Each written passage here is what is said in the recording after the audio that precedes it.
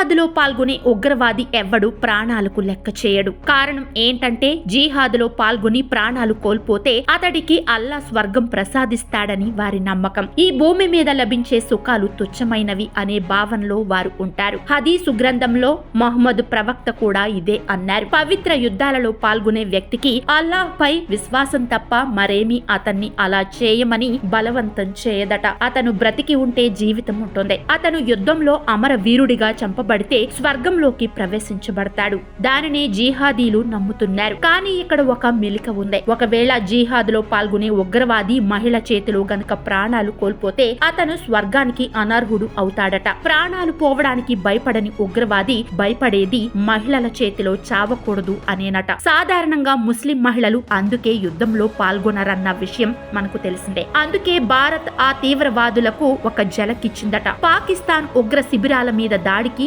నేతృత్వం వహించడం కోసం ఆర్మీ నుండి, వాయుసేన నుండి మహిళా కమాండర్లను ఎంచుకోవడంలో మన దేశం అత్యంత చాణక్యం ప్రదర్శించిందని అంటున్నారు. ఈ దాడులలో ఉగ్రవాదులు చనిపోతారు. కానీ వారు చచ్చినా స్వర్గానికి పోలేరు, అమరులు అని చెప్పుకోలేరు. అలా దెబ్బ కొట్టిందన్నమాట.